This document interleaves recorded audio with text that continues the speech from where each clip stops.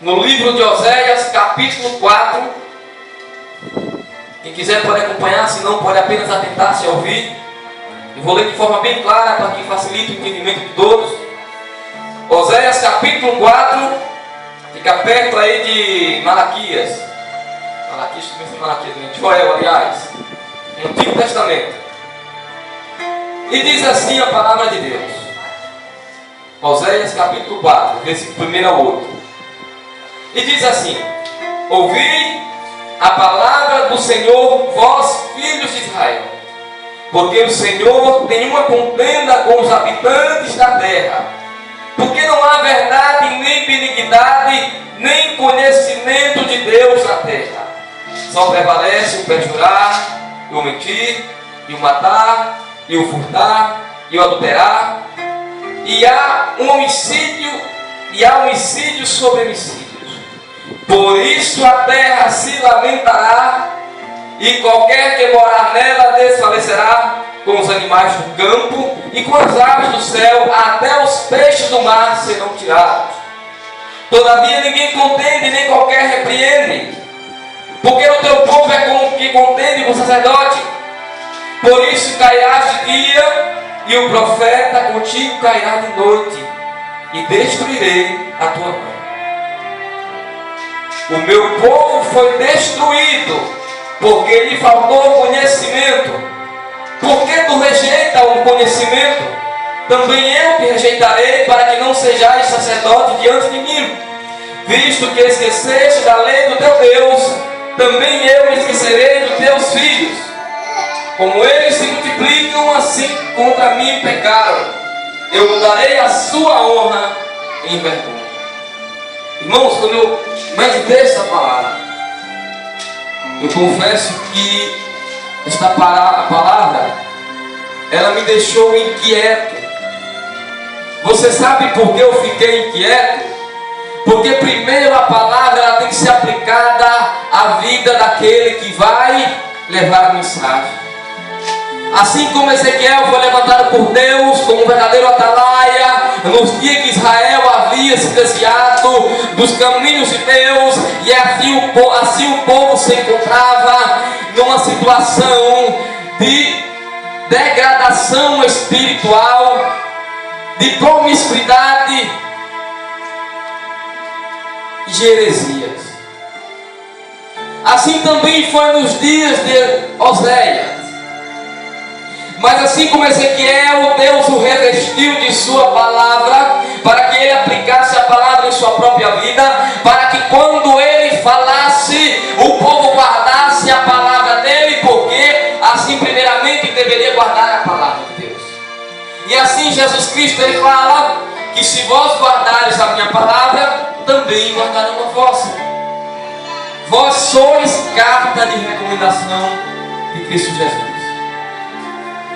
Pelo testemunho, por nós que guardamos a palavra de Deus, temos autoridade e ousadia no falar, por intermédio do testemunho, das coisas que somos, melhor dizendo, das pessoas que somos hoje, porque novas criaturas somos em Cristo Jesus.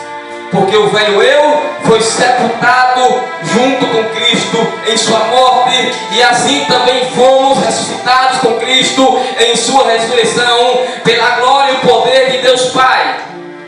E eis o sentido que tem sabedoria, eis o sentido que tem o privilégio, o galardão de se servir a Deus, o dom da vida e a salvação eterna.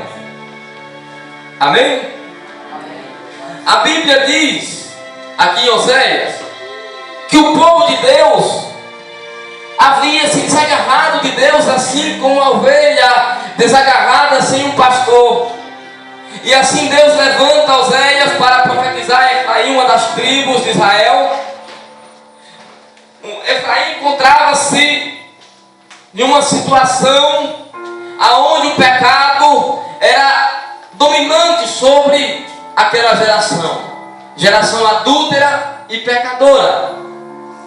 E Deus levanta Oséias para alertar o seu povo de que se não se arrependesse dos maus caminhos, se não se convertesse dos maus caminhos, viria o castigo, a desolação e a destruição e a vergonha para com aquele povo. E isso está registrado para que a geração de hoje,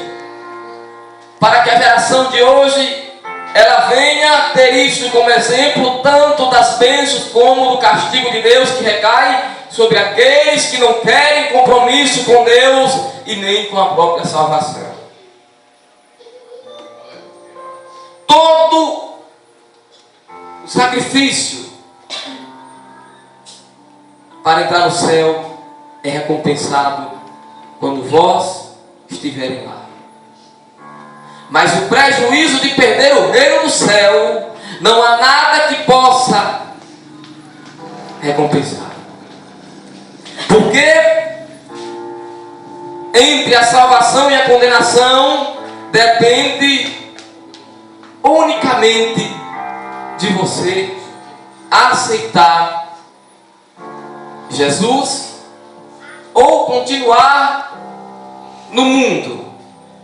Porque a Bíblia diz que por um homem entrou o pecado no mundo e veio a morte, assim por um homem o pecado saiu dele. Amados, Jesus foi o nosso último sacrifício verdadeiro. Ele não deu a vida por nós em vão.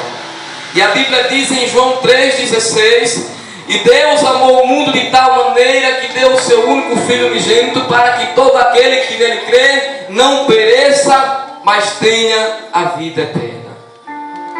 Olha que maravilha, irmãos. E quando a gente vê as pessoas hoje dizendo: o que vale a fé é o que Deus quer, o coração. Eu quero dizer, se algum de vós tem este pensamento, hoje você vai sair daqui com a verdade.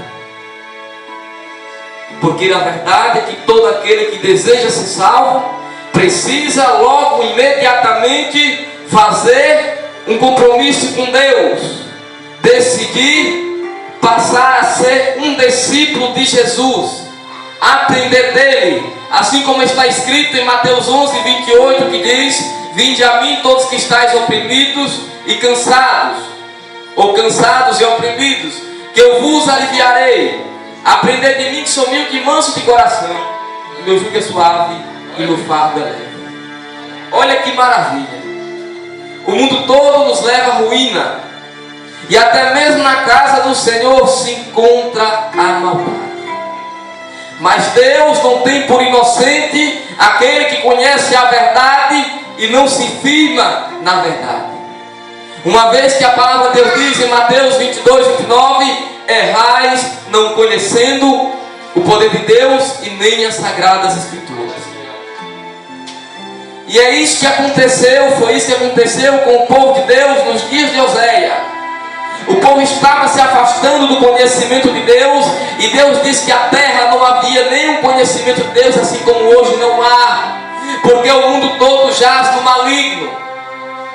E a Bíblia diz também em João 5:39: examinai as sagradas escrituras e cuidais ter nela a vida eterna, porque elas testificam de mim, assim diz a palavra do Senhor.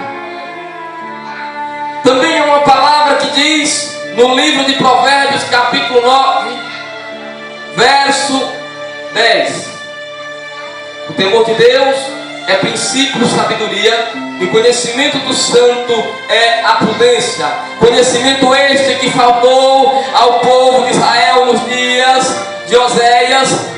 Prudência esta que faltou nos dias de Oséias, e assim como hoje também tem faltado na geração de hoje, no povo que se diz povo de Deus, que tem se desviado do caminho do Senhor, que tem pecado contra Deus, tem pecado contra o próprio corpo. Hoje, onde o adultério tem se propagado em meio às igrejas, hoje se vê pastores e obreiros, presbíteros, membros, pessoas pecando deliberadamente, mães solteiras dentro da igreja, não se sabe mais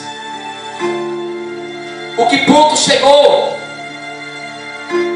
E a Bíblia diz especificamente o 5º mandamento, o 7º mandamento: não adulterarás, visto que o adultério todo é repreendido por Deus, tanto que está no 7º mandamento que diz: não adulterarás.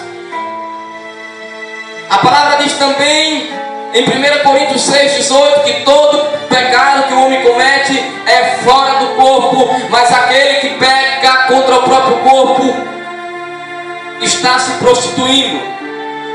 Ou melhor dizendo, aquele que se prostitui peca contra o próprio corpo. E sabemos nós que o nosso corpo não pertence mais a nós, porque nosso corpo é templo de habitação do Espírito Santo de Deus, porque fomos comprados por um bom preço, que foi o sangue do nosso Senhor Jesus Cristo.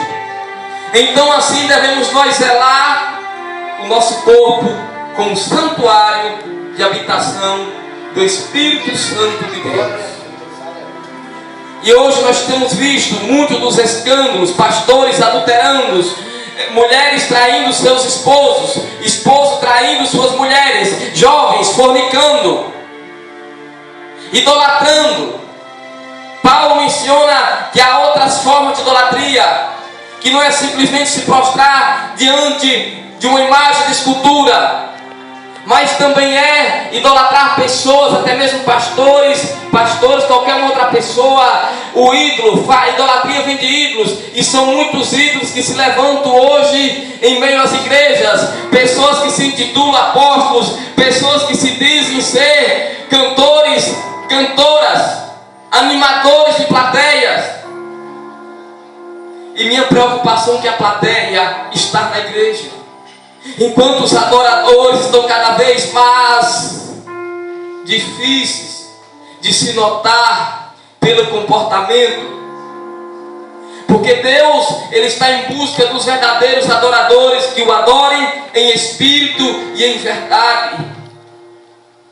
E não há e nem deve ter idolatria dentro da igreja do Senhor, porque os ídolos, todos eles serão desfeitos junto com as obras da idolatria, mas os adoradores permanecerão e viverão eternamente, porque não somos mais de nós mesmos. No momento em que nos unimos com Deus, fazemos parte do corpo de Cristo, porque a nós o Espírito Santo de Deus, o Espírito Santo que o mundo não conhece porque não pode ver, mas nós conhecemos sim, porque Ele habita em nós e anda entre nós. E há uma grande questão,